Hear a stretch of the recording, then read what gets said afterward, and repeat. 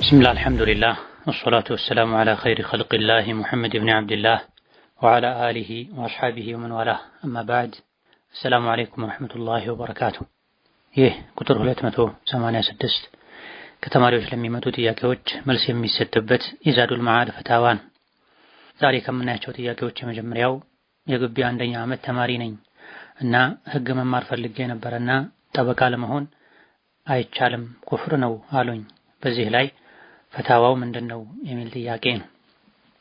ከሸሪዓ ጋር ከአላህ ህግ ጋር የሚጋጩ ህጎችን አጥንቶ ሙሉ በሙሉ ውስጡ ላይ እስካለው ስህተት ተቀብሎ እሱን ተግባራዊ ለማድረግ በሱ ለመከራከርና ለመሞገት ብሎ መማሩ ይከለከላል።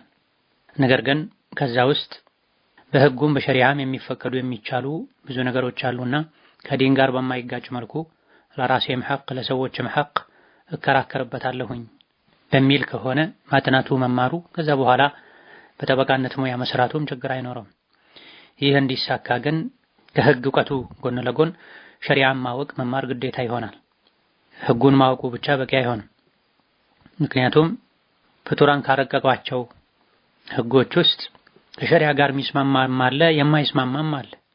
የሚስማማው የቱ ነው የማይስማማው የቱ ነው ኩፍር የሚሆነው ከእስላም የሚያስወጣው የቱ ነው ከሸሪዓ ጋር የሚቀራረብ የሚባለው የቱ ነው የሚለውን ለመለየት የግድ የቁርአን የሐዲስ የፊቅህ እውቀት ያስፈልጋልና ሸሪዓውንም ጎን ለጎን በመማር በማንበብ ዑለሞችን በመጠየቅ ጥንቃቄ ያደረገ ለሚሰራበት ሰው መማሩ ብቻ ኩፍር አይሆንም። ሌላኛው ጥያቄ ክርስቲያን ሰው ከሞተ ቀብር መሸኘት ክልክል ነው ወይ? ካፍሮች የ40 ቀን መታሰቢያ ብለው ቤታቸው ምሳ ቢጠሩስ መሄድ ይቻላል ወይ? የጥያቄውን የመጀመሪያውን ክፍል በተመለከተ በዝምድና ወይም በጉርብትና በመሰል ምክንያቶች ሙስሊም ካልሆነ ሰው ጋር የሚቀራረብ የሚገናኝ ሰው የጎረቤቱ ወይም የዘመዱ ቤተሰብ ሲሞት ሄዶ ቢያጽናናው ችግር የለው። ጀናዛውን መሸኘቱን በተመለከተ በተወሰነ መልኩ ኺላፍ አለበት። ከሊቃውንት አስተያየት የተሻለው በላጩ በቂ ምክንያት ካለ ዝምድና ካለ ጉርብትና ካለ ሙስሊም ያልሆነውን አካል ከሱ ጋር በመልካም በመኗኗር የእስላምን መልካምነት ማሳየት ዓላማ ያለው ሰው ከሆነ ሙስሊም ያልሆነን ሰው ጀናዛ መሸኘት ቀብር መሄድ ይቻላል። ነገር ግን ከበርካታ ሱሐቦች ታቢዒዎች እንደተገኘው ቀብር ውስጥ ባይገባ እስከ ደጁ ድረስ እስከ መቃብሩ ደጅ ድረስ ተከሄዶ በር ላይ ቆሞ ቀብረው ሲጨርሱ መመለሱ የተሻለ ይሆናል። በተለያዩ ትክክለኛ ዘገባዎች እንደተላለፈው ከሱሐቦች በኋላ በነበሩ በታቢዒዎችም ጊዜ ወላጆቻቸው ሙስሊም ያልሆኑ ሲሞቱ ሱሐቦችም ታቢዒዎችም ወንድማቸውን ተከትለው ሙስሊም ያልሆኑ ቤተሰቦቻቸውን ወላጆቻቸውን እንደሸኙ የሚያሳዩ ዘገባዎች አሉ። በግልጽ በይፋ በተደጋጋሚ የተደረገ ነገር ነው። ባይቻል ይሄን አያደርጉም ማለት ነው። ነገር ግን ከነሱ ውስጥም ከደጋግ ቀደምቶች ውስጥም አይቻልም ያሉ ስላሉ እስኪሞት ድረስ ዘመዱን መንከባከብ ከታመመ ማስታመም ይችላል።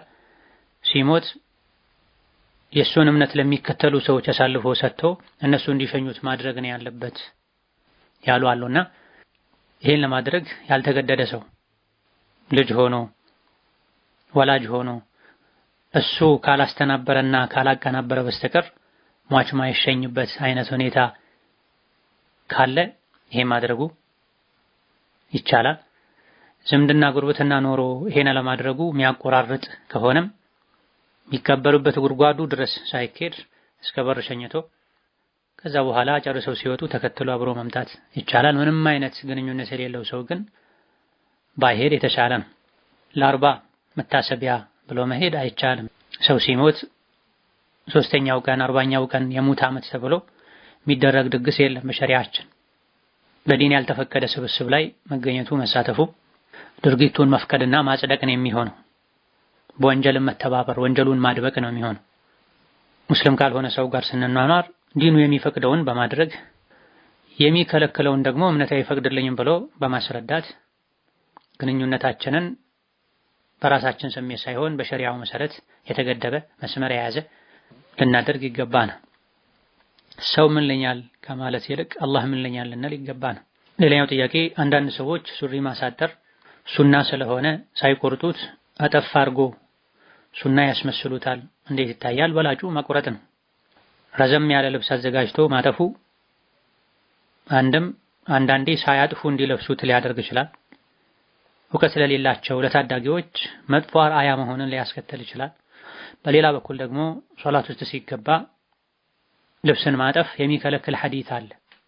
ኢማም አልቡኻሪ ሌሎችም የዘገቡት ልብስንም ጭምር ጨርቅንም ጭምር ማባከን ነው፣ ማበላሸትም ጭምር ነው።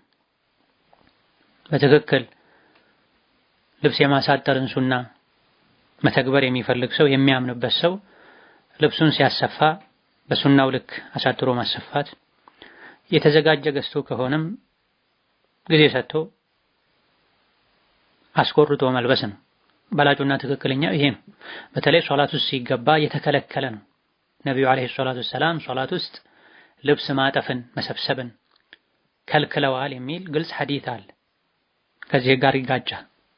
ሌላኛው ጥያቄ በግንኙነት ጊዜም ይሁን በህልማችን የሚፈሰን ፈሳሽ ወይም መኒ ልብሳችን ወይም ሰውነታችን ባይነካንም ትጥበት ግድ ይሆንብናል የሚል ጥያቄ ነው።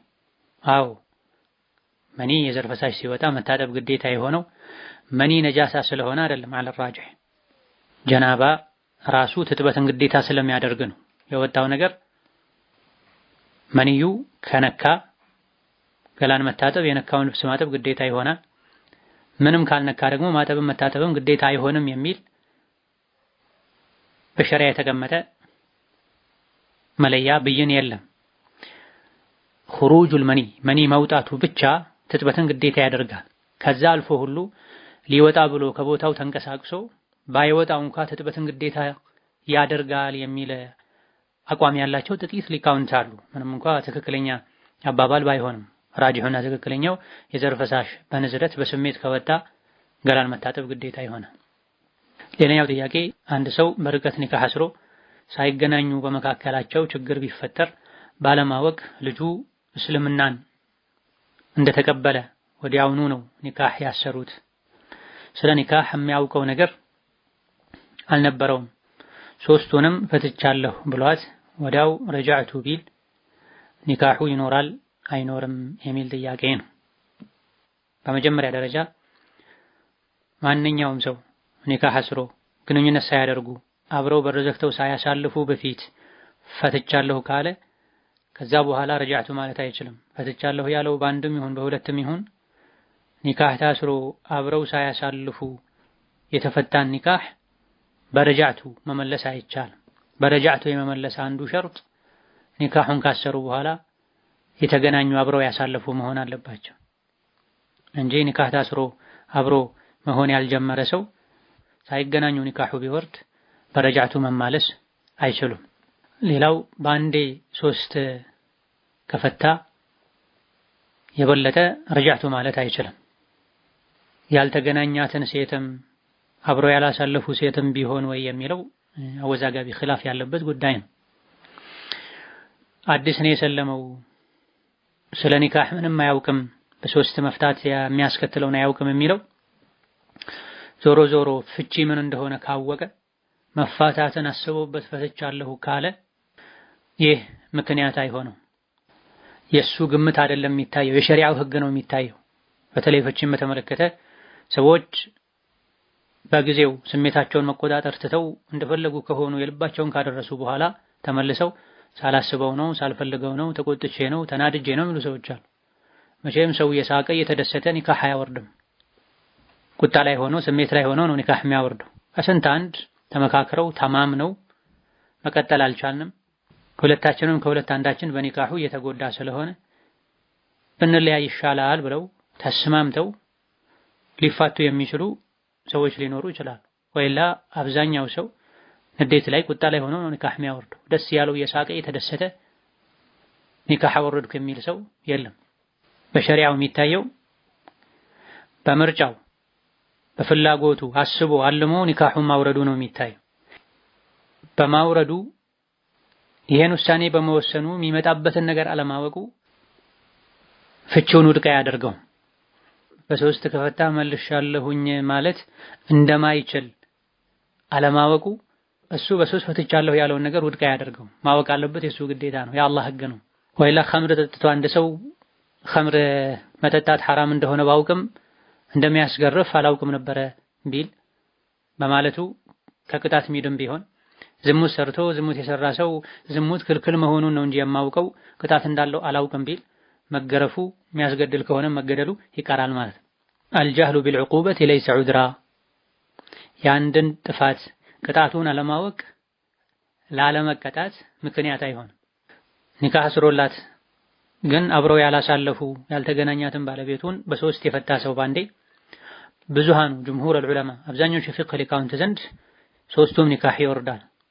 ሌላ ባል አግብታ እስካልፈታች ድረስ ለሱ መቼም አትፈቀድም። ሌላ ባል አግብታ የምትፈታውም ወደሱ እንድትመለስ በሚል መጥፎ ንያ መሆን የለበትም። ይህ የብዙሃኑ ምርጫ ነው። ነገር ግን የተወሰኑ ሊቃውንት ከታቢዒዮችም ከዛ በኋላ ከነበሩ የእስላም ሊቃውንት እነ ሸይኹል ኢስላም ተይሚያ በቅርብ ጊዜ ከነበሩት እነ ኢብኑ ባዝ ኢብኑ ዑተይሚን ሌሎችም እንደ አንድ ነው የሚቆጠረው። ሶስት ፈትቻለሁ ቢልም እንደ አንድ ነው የሚቆጠረው።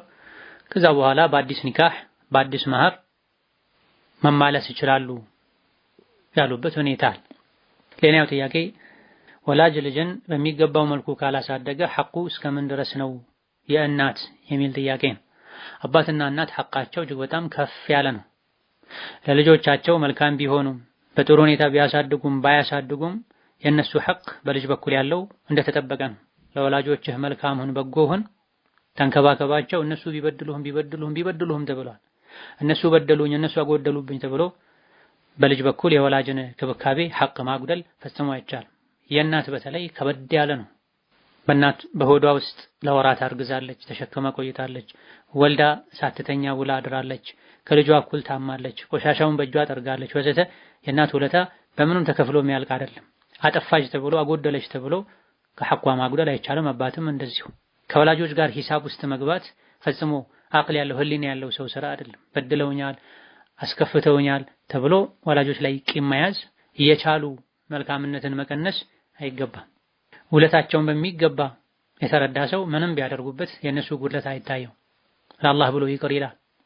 ሌላኛው ጥያቄ አያተል ኩርሲ የአላህ ስሞች ግድግዳ ላይ መስቀል አይፈቀድም። ግድግዳ ላይ የሚንጠለጠል ቁርአን በስጦታ መልክ መጥቶልኝ መስቀል እንደማይቻል ነገሩኝ። አሁን ምን ላድርግ ቢያብራሩልኝ የሚል ጥያቄ ነው። ቁርአን የወረደው ሊሰራበት ነው፣ ሊቀራ ነው፣ ሊተሐፈዝ ነው እንጂ የግድግዳ ማስዋቢያ እንዲሆን አይደለም። ቁርአንን የቁርአን ሱራ የቁርአን አንቀጾችን በፍሬሞች አሰርቶ አሳምሮ ጽፎ ግድግዳ ላይ መስቀል የቤት ጌጥ ማድረግ የቁርአንን ክብር ይነካል። ለጌጥ ለውበት በብዙ ሺዎች ተገዝቶ ስጦታ ስለመጣ የተከበረውን ቁርአን አቧራ እንዲጠጣ ምናልባትም ከፊት ለፊቱ ዘፈን ፊልም መሰል ነገር የያዘ ቴሌቪዥን ተሰቅሎ ተከፍቶ አንድ የዞር ብሎ የሚያየው የሚያነበው ሰው እንኳን በሌለበት ሁኔታ ቁርአን የግድግዳ ማስዋቢያ ማድረግ ከሙስሊም አይጠበቅም። ቁርአን ሊከበር ይገባዋል። ይሄን የሚሰሩ ሰዎችም ከእንዲህ አይነት ስራ ሊታቀቡ ይገባቸዋል። ያመረቱ የሚሸጡም ይሁን ተቀብለው የሚያከፋፍሉም ይሁን ከዚህ መታቀብ አለባቸው። ገዝቶ ይሄን ስጦታ መስጠትም አይቻልም። በስጦታ መልክ የመጣለት ሰውም ግድግዳ ላይ መስቀል አይገባውም። ቁርአን ኪታብ የሚቀመጥበት ክፍል ላይ መደርደሪያ ላይ ጠረጴዛ ላይ በክብር ማስቀመጥ ካልሆነ ከፍሬሙ አውጥቶ ቁርአንና ኪታቦች ውስጥ እንዲቀመጥ ማድረግ ነው። ሌላኛው ጥያቄ ሴት ልጅ መርከዝ ሄዳ መቅራት ትችላለች? ከቤት ስትወጣ ሒጃብ ካደረገች ሙሉ ሒጃብ ካደረገች የመንገድን አደብ ከጠበቀች ባለትዳር ከሆነች ባሏን ካስፈቀደች ከወላጆቿ ጋር ከሆነ ያለችው ኃላፊዋን ካስፈቀደችና ሄዳ የምትማረው ነገር ጥሩ ከሆነ ቁርአንን፣ ሐዲስን፣ ሱናን፣ ፊቅህን ከሆነ የምትማሩበት ቦታ የወንድና ሴት እክትላጥ ከሌለው መማር ትችላለች። ከቤት መውጣት አትችልም የሚባለው ሴት ልጅ አስፈላጊ ነገር ከሌለ በቂ ምክንያት ከሌላት ነው። መማር አንድ ራሱን የቻለ ምክንያት ነው። ነገር ግን መብዛት የለበትም። ለደርስ ብላ ለመርከዝ ብላ ለመድረሳ ብላ ወጥታ ዙረት መሄድ የለባትም። የምትማረው ትምህርት ትክክለኛ የሚጠቅም ትምህርት መሆኑ መረጋገጥ አለበት። የምትማሩበት ቦታ እክትላጥ የሌለበት ወንድና ሴት ማይቀላቀልበት ወዘተ መሆን አለበት። በጥቅሉ ሸሪዓውን በጠበቀ መልኩ አዎ ሴት ልጅ ለመማር መውጣት ትችላለች፣ ግን መብዛት የለበትም። ቤቷን የሚጎዳ መሆን የለበትም። የምትማራቸው ትምህርቶች ወሳኝ ትምህርቶች መሆን አለባቸው። ለዓላማ መማር አለባት። ምንም ጥረት ካለማድረጓ ለረጅም ዓመታት የሄደች የመጣች ካለመጠቀሟ ጋር ለመጠቀምም ለመለወጥም ካለመጣሯ ጋር ለትምህርት መውጣትን ሰበብ አድርጋ ከቤት መሸሽን ከሆነ የምትፈልገው ኢነመል አዕማሉ ቢንኒያት ነው። ስራዋ መልካም ቢመስልም ንያዋ መጥፎ ስለሆነ ትቀጣለች፣ ወንጀለኛ ትሆናለች እንጂ ለመማር ፍላጎት ኖሯት እየተማረች እየተለወጠች እስከሆነ ድረስ መስፈርቱ ተሟልቶ ወታ ስትገባ እዛ ባላት ቆይታ ከሸሪዓ የሚጋጭ ነገር እስከሌለ ድረስ አዎ መውጣቱ መማሩ ይቻላል። ሌላኛው ጥያቄ የማህፀን ኢንፌክሽን አለብኝና በየደቂቃው ከማህፀኔ ፈሳሽ ይወጣል። ልሰግድ ውዱእ አድርጌ ሶላት ላይ ስቆም ይፈሳል እና ሶላቴን ማቋረጥ አለብኝ ወይ? የነካው ቦታስ ይነጅሳል? ያብራሩልኝ የሚል ጥያቄ። በመሰረቱ ማንኛውም ከሽንትና ከሰገራ መውጫ መንገዶች የሚወጣ ነገር ሁሉ ውዱእን ያፈርሳል። ነገር ግን እንደዚህ አይነት ነገር እጅግ በጣም በዝቶበት ምንም ፋታ የማይሰጠው ሰው የሶላት ወቅት እስኪገባ ድረስ ጠብቆ ልክ የሶላት ወቅት እንደገባ የሚችለውን ያክል ንጽህናውን ጠብቆ የተነጀሰውን ነገር አስወግዶ አጥቦ ልብሱን ቀይሮ ይሰግዳል። እየሰገደ ሳለ እንዲህ ነገር ቢከሰት በዛ አይጠየቅም። እንደ ሙሉ በሙሉ ጤነኛ ሰው ቀደም ብሎ ለሶላት መዘጋጀት አይችልም። የሶላት ወቅት እስኪገባ ድረስ መጠበቅ አለበት። እንደገባ ውዱእ አድርጎ በዛው ውዱእ በዛው ንጽህናው ቀብልያንም ፈርዱንም ባዕድያውንም መስገድ ይችላል። ለቀጣይ ሶላት እንደ አዲስ ውዱእና እስቲንጃ ማድረግ ማጠብ መታጠብ ይኖርበታል። ይሄን የምንለው መቼ ነው? ምንም ፋታ ማይሰጥ ከሆነ ነው። አለፍ ብሎ የሚከሰት ነገር ከሆነ ተዘጋጅቶ የሰገዱ እንዲህ አይነት ነገር ከተፈጠረ ድጋሚ ወጥቶ ንጽህናን አድሶ ጀድዶ መልሶ መስገድ ግዴታ ይሆናል በሙሉ ንጽህና። ምንም ፋታ ከሌለው ሶላት ውስጥ ሲገቡ እንዲህ አይነት ነገር ተከስቶ አቋርጦ ወጥቶ ውዱእ ተደርጎ ታጥቦ ቢመጣ አሁንም እንደዛው የሚደገም ከሆነ ይሄ ከአቅም በላይ ነው የሚሆነው። ፈተቁላህ መስተጣዕቱም የቻላችሁትን ያክል አላህን ፍሩ ተብሏል። እስከ አዛን ወቅት ተጠብቆ በሶላቱ ወቅት ንጽህና ተሟልቶ ሶላት ውስጥ ይገባል። የተሰገደ የሚፈጠረው የሚከሰተው ነገር አያስጠይቅም። ይሄ ውዱእን በተመለከተ ነው። ማንኛውም ከሁለቱ የቆሻሻ መውጫ መንገዶች የሚወጣ ነገር ውዱእ ያፈርሳል። ነጃሳም ይሁን ጠሃራ። የማህፀን ኢንፌክሽን ፈሳሽ ውዱእ ያፈርሳል አያፈርስም የሚለውን በተመለከተ ከሴት ልጅ ማህፀን አካባቢ የሚወጡ ነገሮች በጥቅሉ ለሁለት ይከፈላል። ከሽንት መውጫ መንገድ የሚወጣ ሊሆን ይችላል። ይሄ ይነጅሳል፣ ውዱእም ያፈርሳል፣ ይነጅሳል። ከሽንት መውጫ መንገድ ሳይሆን ከማህፀን የሚወጣ ፈሳሽ ከሆነ ደግሞ እንዲህ አይነቱ ፈሳሽ ውዱእ ያፈርሳል፣ ነገር ግን ነጃሳ አይደለም። ውዱእ ያፈርሳል፣ ነገር ግን ነጃሳ አይደለም። ነጃሳ የሚሆነው ከሽንት መውጫ መንገድ የሚወጣ በስሜት የሚወጣ መዲ ወዲ እነዚህ ናቸው። ከዛ ውጭ የተፈጥሮ ከማህፀን የሚወጣ የማህፀን እርጥበት አሊያ ደግሞ ኢንፌክሽንና መሰል ነገሮች መውጫቸው የማህፀን መንገድ መሆኑ እስከተረጋገጠ ድረስ አይነጅሱም። ሌላኛው ጥያቄ 700 ሺህ ብር አለኝ እና የአንድ ዓመት ዘካው ስንት ነው የሚወጣለት? ለእህቴ ለወንድሜ የቲም ናቸው፣ ብዙም ገቢ የላቸውም፣ ለነሱ መስጠት ይቻላልን የሚል ጥያቄ ነው። የ750 ሺህ የአንድ ዓመት ዘካው 18750 ብር ይሆናል። ለወንድምና ለእህት ዘካ መስጠትን በተመለከተ በተወሰነ መልኩ ኺላፍ ያለበት ሲሆን ከዘካ ውጪ ካለ ገንዘብ መስጠት ከተቻለ ያን ማድረጉ በላጭ ነው።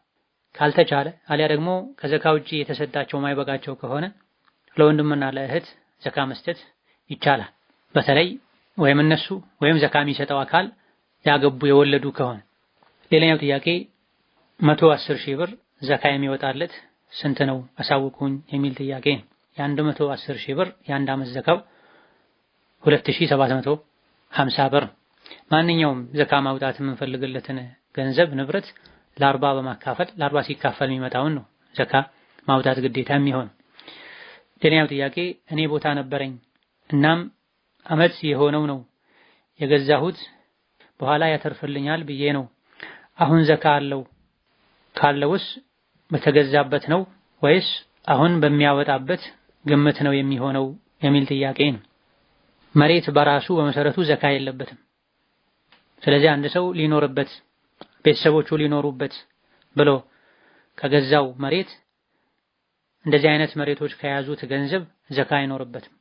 ነገር ግን መሬትን እየገዛ የሚሸጥ ሰው መሬቱ እንደ ሸቀጥ ነው የሚቆጠረው። ይሄን ሸቀጣ ሸቀጥ ላይ የዋለ ብር ዘካ እንደሚወጣበት ሁሉ መሬት ላይ የዋለ አትርፎ በትርፍ ሊሸጥ ታስቦ የተገዛ መሬት ላይ የዋለ ገንዘብም ዘካ ይወጅብበታል።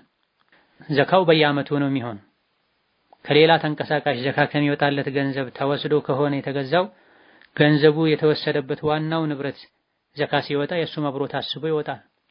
ከሌላ ራሱን ከቻለ ገንዘብ ከሆነ መሬቱ የተገዛው ከተገዛበት ጊዜ ጀምሮ ዓመት ተቆጥሮ ዓመት የሞላው ዘካው የሚወጣበት ሰሞን ላይ ባለው ዋጋ ሂሳብ ተሰርቶ ይወጣል። ድሮ በተገዛበት ሳይሆን ዘካው በሚወጣበት ጊዜ ለሽያጭ ቀርቦ ተገምቶ ሊያወጣው በሚችለው ከተገዛበት በላይም ሊገመት ይችላል፣ ከተገዛበት በታችም ሊገመት ይችላል። በጊዜው ቢሸጥ ይሄን ያክል አያጣም በሚባለው ገንዘብ ሂሳብ ተሰርቶ ዘካ ማውጣት ግዴታ ይሆናል።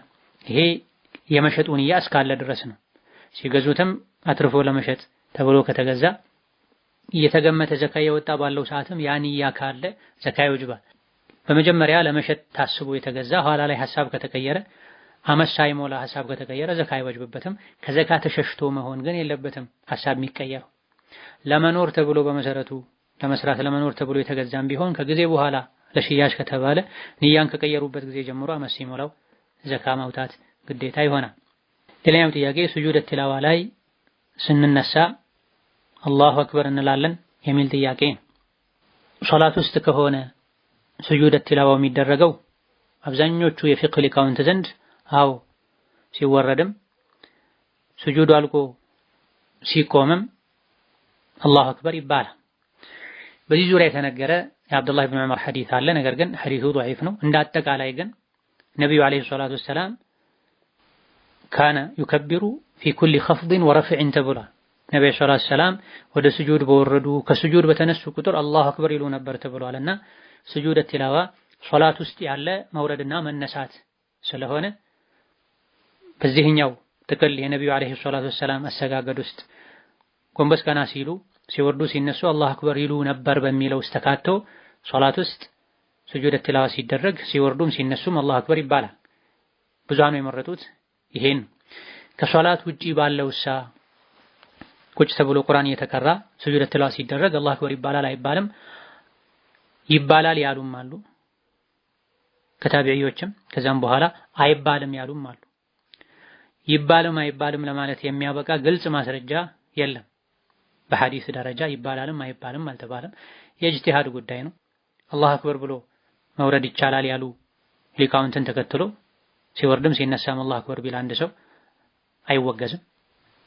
ሀያ አይባልም የሚለውን ተከትሎ ማለት ቢተውም የተወሰውም አይወገዝም። አቅረቡ የሚሻለው ሶላት ውስጥ ከሆነ ሲወርዱም ሲነሱም አላሁ አክበር ማለት፣ ከሶላት ውጪ ከሆነ ሶላት ውስጥ ስላልሆነ ስጁድ ቲላዋም ሶላት ስላልሆነ አላሁ አክበር ማለቱ ቢቀር የተሻለ ይሆናል። هذا والله تعالى أعلم። ለዛሬ በዚህ እናበቃለን። የተቀሩትን ሌላ ጊዜ እንመልሳለን። ወሰላሙ አለይኩም ወራህመቱላሂ ወበረካቱ።